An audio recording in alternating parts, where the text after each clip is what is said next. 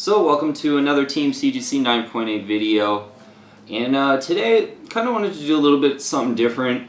I'm not too big of a modern age collector, and by modern age I mean like anything that's been made in the last 10 years.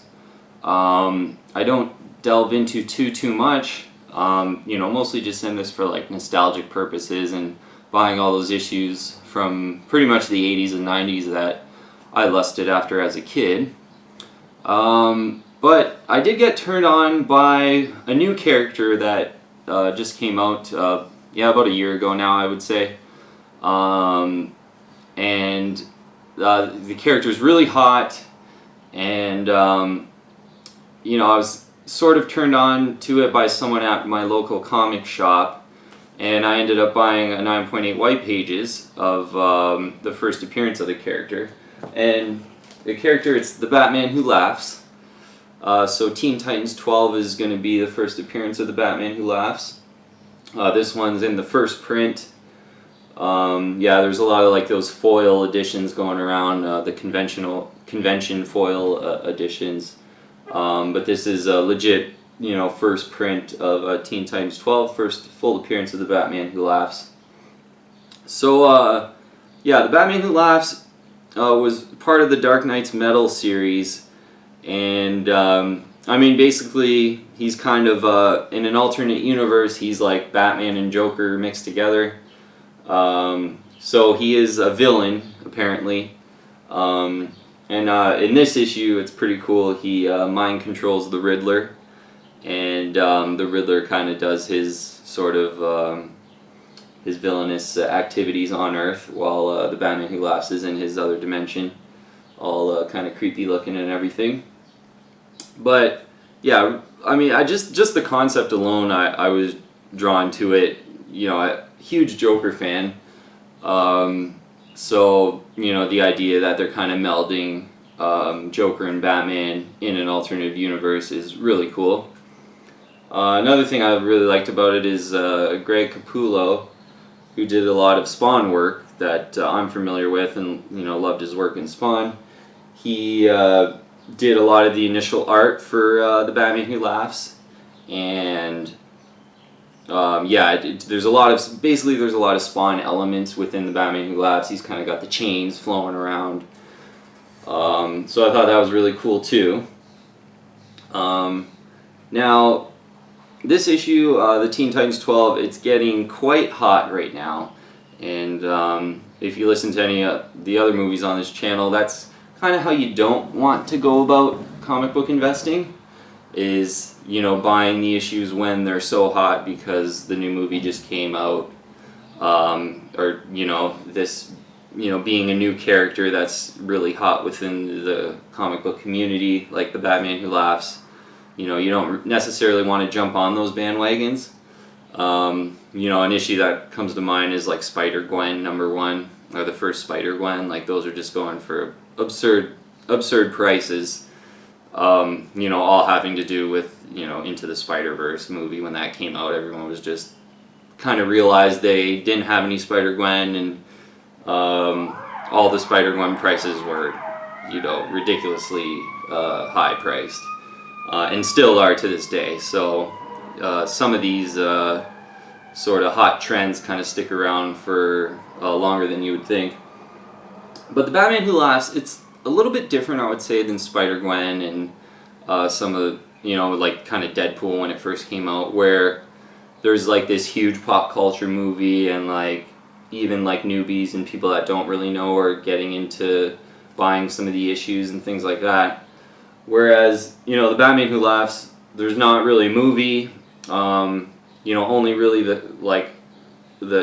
comic book community sort of knows who the Batman Who Laughs is. I know, specifically I've to friends that don't comic book collect, have you heard of the Batman Who Laughs? They haven't. So, it's not something that's like got into pop culture yet.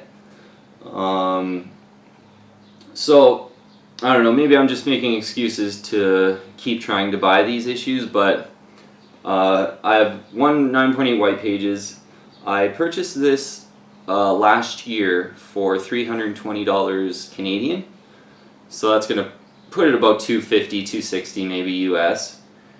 And yeah, I mean, from how the prices are going now, that's looking like a steal. It was, yeah, maybe about a month ago now, I saw one for almost $500 Canadian. So about 400 US, I would say. So obviously, since I purchased it, there's been some appreciation.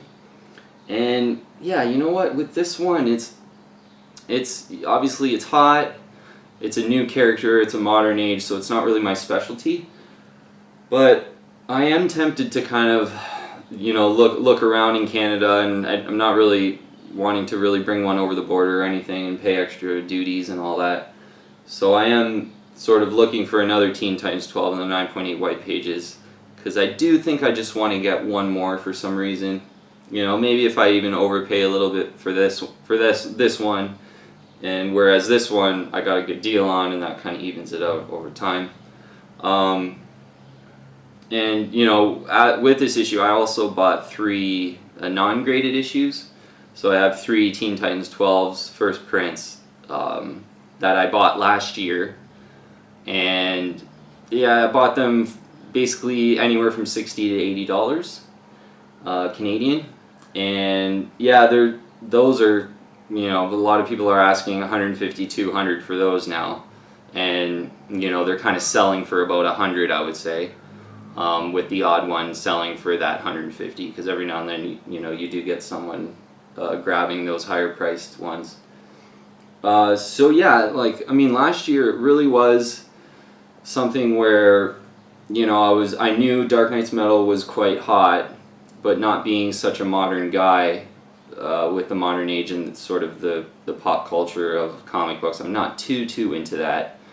But the guy at my comic shop kind of turned me on. He said there's a lot of collectors that are looking for, the Batman Who Laughs statues, and obviously Teen Titans 12, the first appearance of Batman Who Laughs. And yeah, I just kind of took the plunge.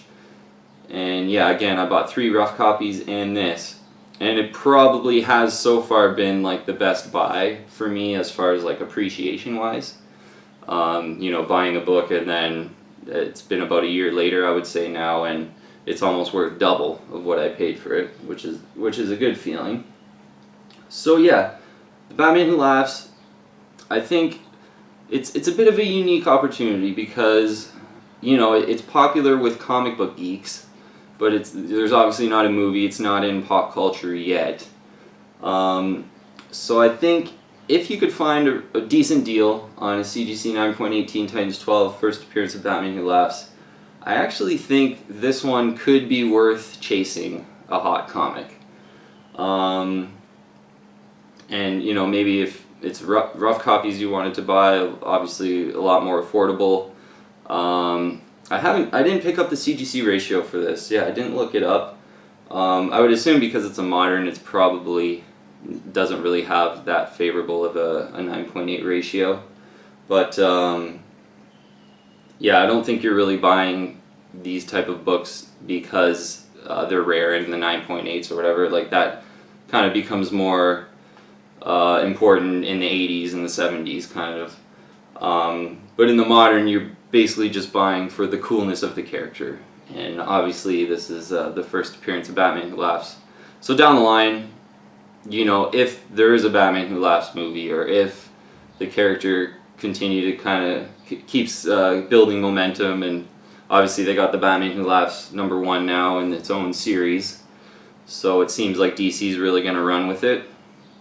Yeah, I do think that this issue specifically might be worth paying up a little bit and dipping your feet into the hot waters and actually paying up for a hot issue, because yeah, first appearances, they're always it's like some of these modern first appearances, there could be a tendency for them to really elevate in price, and like just thinking of the Spider-Gwen and obviously Harley Quinn, which is a 90s book, but still a new first appearance that is sort of iconic, and there's not a lot of like iconic first appearances for the modern age. Like I'm thinking sort of Deadpool, Harley Quinn. Obviously there's others too, but this could be a new sort of iconic first appearance. And yeah, I just, and as bad as it kind of sounds to say, I do have a feeling that the Batman Who Laughs, it's so cool. I mean, he's so cool. I just think they kind of nailed it as far as creating the character and just, the Joker Batman meld in an alternative universe. Just the story and everything is awesome. So I think they really nailed it. So yeah, you know what? Personally, I am searching for another 9.8 white pages.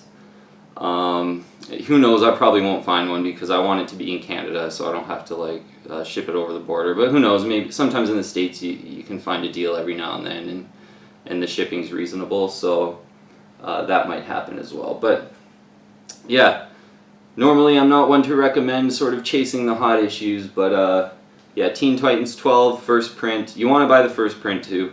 Don't buy the foil convention edition or whatever it might be. 5-10 years down the road, when collectors want the first appearance of the Batman Who Laughs, they're gonna want Teen Titans 12. And I also picked up it's Dark Knight's Metal #2. I have two non-graded copies of that, and that's the first cameo appearance of the Batman Who Laughs. So maybe if you're on a budget, that might be a little bit of a better way to go. But even in that one, I would recommend buy the first print, because subsequently they've come out with other prints, and with these books, unless there's like a variant that you're interested in or something like that, it's just best to buy the first print, because down the line the first prints are going to be the one that the collectors want when they're looking for the first appearances. So yeah, Teen Titans 12, first appearance of Batman Who Laughs. Such a cool, awesome, cool modern character that I think it's actually worth probably chasing a hot issue here. So if you are into modern books, I think you almost can't do any better at this point than buying a Teen Titans 12 9.8 white pages. So that'll be all for this video. Glad I can do something modern. I wanted to hopefully fit in more of a modern edge, and hopefully get some search terms with some of the younger crowd that might be on YouTube more with the Batman Who Laughs and stuff. Being that I pretty much specialize in 1980s, 70s, and 90s and stuff like that. But thanks so much for watching the video, guys. Subscribe to the channel if you haven't yet. More videos of the same coming along, so I'll see you soon.